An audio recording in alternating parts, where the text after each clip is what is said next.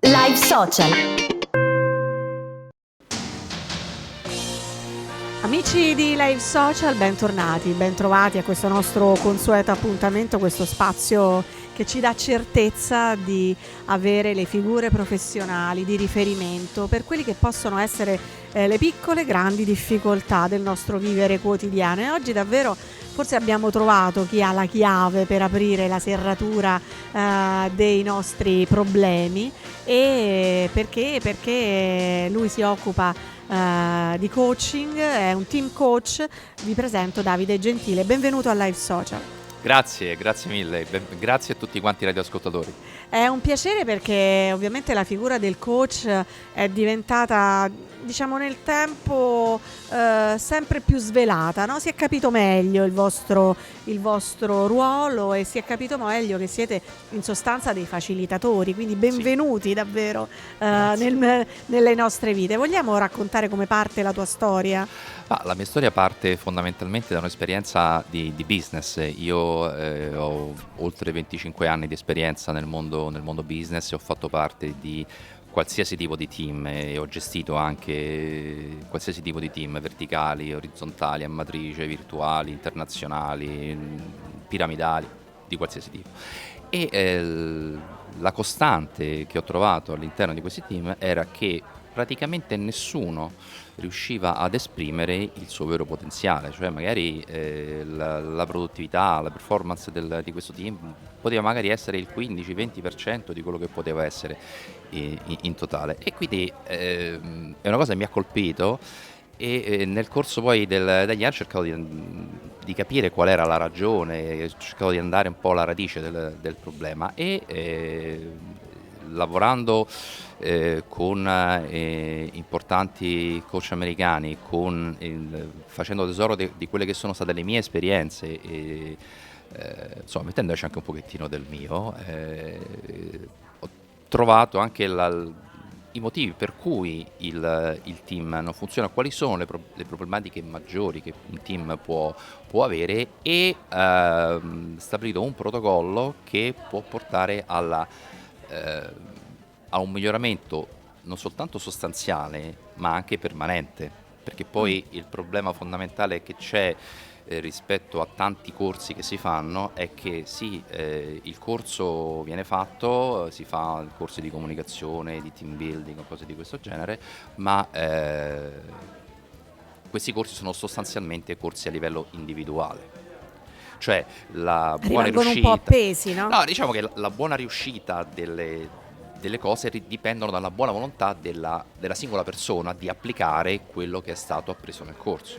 Ora, se io ci metto tutta la buona volontà quando ho fatto il corso, però intorno a me non vedo tutta la stessa buona volontà da parte degli altri, io la prima settimana, yeah, la seconda settimana, ok, la terza settimana, la quarta, ma che sono l'unico fesso che fa queste cose? E alla fine si ritorna alla situazione precedente al corso e questo chiaramente è un grosso problema per le aziende perché c'è un dispendio di soldi dal punto di vista, perché le persone poi fanno questi corsi, i corsi insomma, sono anche abbastanza importanti, ci sono corsi estremamente interessanti ed estremamente fatti bene, ma comunque poi l'efficacia da un punto di vista del team si va a perdere, questo è il problema fondamentale. E invece tu hai trovato la chiave, quella di cui parlavo prima, no? Sì. La chiave di volta per invece far quadrare un po' i conti e le aspettative, perché poi è quello, no? Esattamente, questo è un po' il discorso. Beh, la parola chiave qui è comportamento. Sinergia sicuramente, ma sempre attraverso il comportamento, nel senso che ciò che va effettivamente cambiato non è, diciamo così, non bisogna cambiare la persona, perché la persona, a parte alle persone non piace essere considerate sbagliate, non piace essere cambiate, ma è sufficiente cambiare alcuni comportamenti all'interno del mondo del lavoro, perché poi il comportamento non è sbagliato o giusto in assoluto, perché un comportamento che potrebbe essere tranquillamente corretto, in altri contesti non è corretto. Per esempio, stare in poltrona a leggere il giornale non è un comportamento sbagliato di per sé.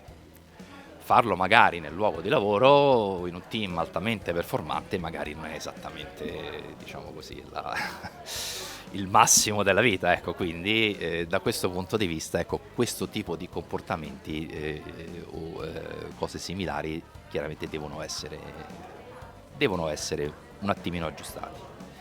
Ecco, quindi tu che cosa proponi con il tuo metodo? Un corso volto alla miglioria, no? Sì, esattamente. Individuale, ma anche Ma aziendale. fondamentalmente di tutto il team, perché Mm. tutte quante le cose vengono fatte con tutto il team al completo. Ora c'è un discorso secondo me da capire a monte, che riguarda in generale tutti quanti i business e gli imprenditori, le aziende, le cose di questo genere. Facciamo un esempio, supponiamo di avere, non so, una tazza, ok? In questa tazza ci possiamo mettere qualsiasi cosa, tè, caffè, vino, acqua, qualsiasi cosa. Questo lo possiamo chiamare contenuto o content, diciamo così, se vogliamo utilizzare una parola. E ragionare come quelli che parlano in inglese quando vogliono Esattamente. esprimere un concetto. Esattamente. Ora, il content dal punto di vista del business, quale sarà? Saranno chiaramente i prodotti, i servizi, i dipendenti, le persone, i fornitori, il cash flow. Questo sarà il contenuto, il content del business. Mentre la tazza, che è il nostro contenitore, lo possiamo chiamare context, cioè il contesto in cui il nostro business, diciamo così, prospera e va avanti. Ora, cosa succede se si forma una crepa nella tazza? Che il content fuoriesce.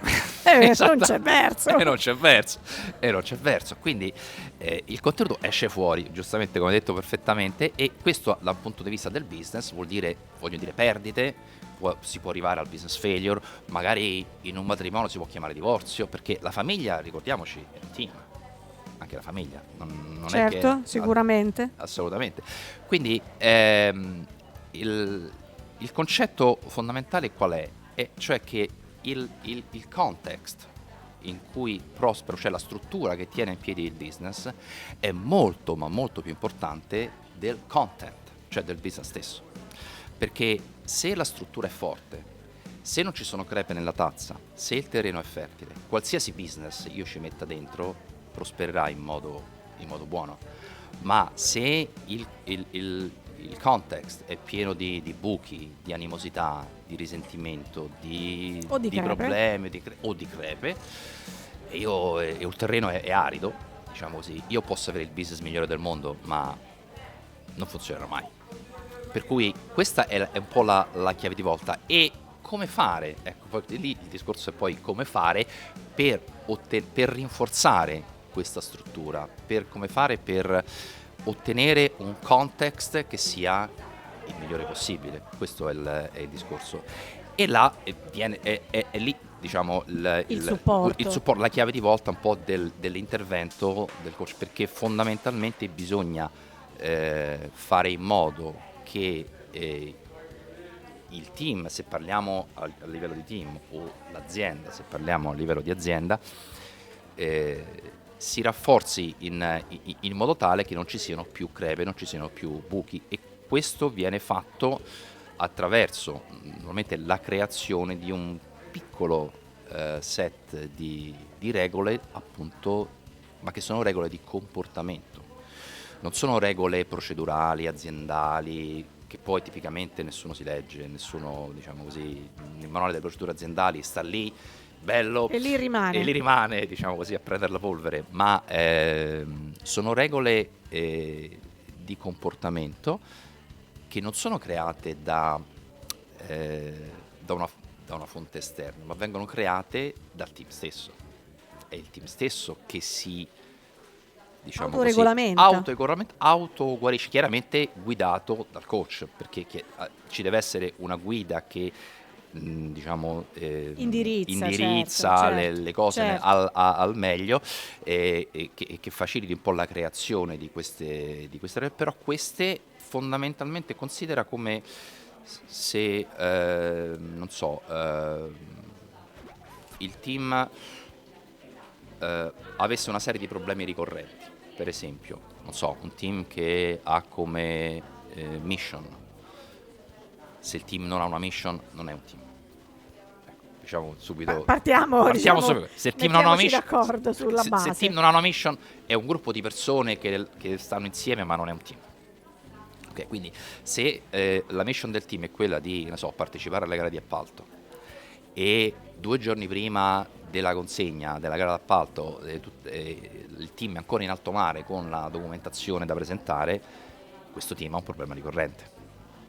Così quando tu vai dal medico, tu che cosa gli dici? Dottore, ogni volta che faccio questo movimento sento una fitta qui, oppure quando succedono queste cose mi cola il naso, non so, qualcosa. Cioè, parli del problema ricorrente, non parli delle cose che succedono una volta e basta. Certo. E quindi attraverso questo set di regole si vanno a eliminare uno a uno tutti questi problemi. Quindi si prende il comportamento sbagliato e sbagliato nel senso certo, che non è sì, funzionale alla non mission. funzionale alla mission del team, chiaramente. E si sostituisce con il comportamento corretto. Ottimo, e allora una bella iniezione, diciamo, di fiducia, direi. Sì, no? assolutamente. Di fiducia che si può migliorare, che si può cambiare il destino della nostra mission, rendendolo ovviamente più vicino al 100% e fattibile attraverso una serie di indicazioni, sostegno a procedure, appunto, per far sì che il nostro cambiamento provochi un effetto domino e si arrivi al risultato. Davide Gentile, sì, è lui che ci dà, diciamo, il set, come dire, di questi piccoli ma grandi cambiamenti attraverso appunto il suo metodo legato al team coach, e Davide possiamo trovarlo sicuramente o attraverso il contatto più diretto 346 76 25 955, e allora davvero abbiamo un face to face, no? One to one, oppure possiamo descrivere la nostra situazione sia per individuo che per aziende, molto meglio per aziende perché ovviamente l'azienda ingloba il team, attraverso un indirizzo di posta elettronica davide@davidegentile.com, semplicemente per spiegare la nostra situazione. Io saluto e ringrazio Davide Gentile per essere stato con noi. Grazie a voi, grazie a tutti gli ascoltatori. Amici di Live Social dico restate con noi, vi ricordo il nostro hashtag interviste storie, io sono qui, non andate via, arrivederci. Live Social.